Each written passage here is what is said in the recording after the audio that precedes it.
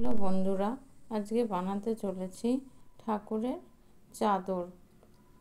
এটিতে 40টি ঘর করে নিয়েছি। তারপর এটি সোজা এবং উল্টো করে ডিজাইনটি করব। সোজা লাইনটি করব আগে, তারপর উল্টো লাইনটি করব। করে চাদরটি পুরোপুরি কমপ্লিট করব উল দিয়ে। আগে এইভাবে এক কাটা সোজা লাইন করে নেব, তারপরে আবার সেকেন্ডে আবার উল্টো লাইন করব। এখন সোজা করছি, কাঁটায় সোজা লাইনটা পুরোটা এরকমভাবে করতে থাকব। এটা পুরোটাই হবে উল্টো সোজা চাদর। এরকমভাবে আগে সোজা লাইনটি করে নিচ্ছি। দেখুন বন্ধুরা, এইভাবে সোজা লাইনটি হবে।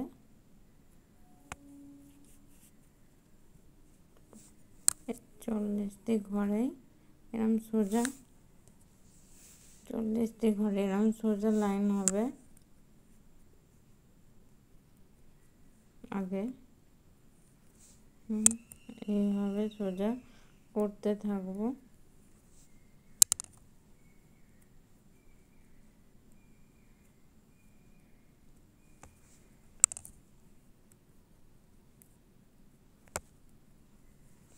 এইভাবে করে দিকে করে আসতে থাকবো। আবার এদিকে কাঁটাটা ঢুকিয়ে এরকম করে আবার এদিকে এটা সোজা করছি। এরপরে লাইনে উল্টো করতে থাকবো। উল্টো লাইনটি আবার করবো। সোজাটি হয়ে গেছে, প্রথম ঘরটিকে তুলে নেব, তারপরে লাইন থেকে আবার উল্টো ঘরে এইভাবে করতে থাকবো। এইভাবে কাঁটাটাকে আগে ঘুরিয়ে নেব, এইভাবে করব। এইভাবে কাঁটাটা ঢোকাবো, এইভাবে করতে থাকবো উল্টে ঘুরিয়ে।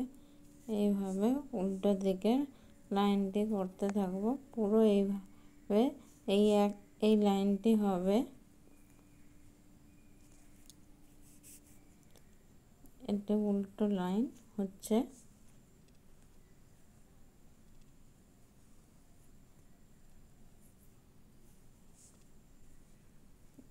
এইভাবে পুরো লাইনটি হবে।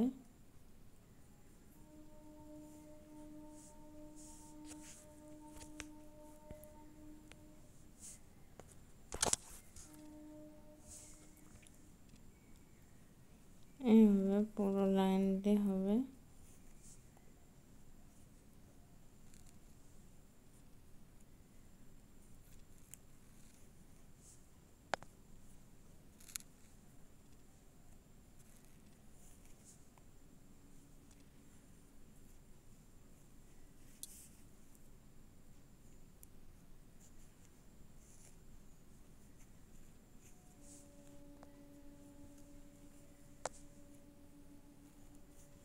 এইভাবে পুরো লাইনটি করতে থাকবো।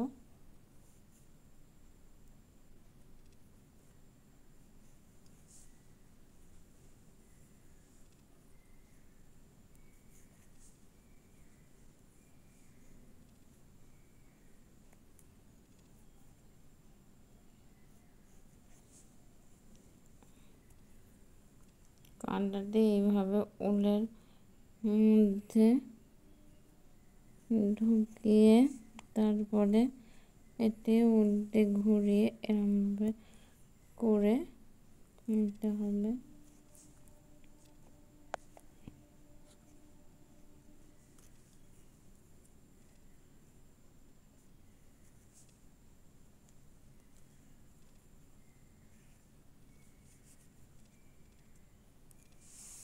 এভাবে পুরো কাঁটাটি কমপ্লিট করব উল্টো ঘর করে। ঠাকুরের চাদর রেডি হয়ে গেছে। এখনও যারা সাবস্ক্রাইব করেনি এই চ্যানেলটিতে সাবস্ক্রাইব করে দিন। ঠাকুরের চাদরটি পুরোপুরি রেডি হয়ে গেছে। দেখুন বন্ধুরা।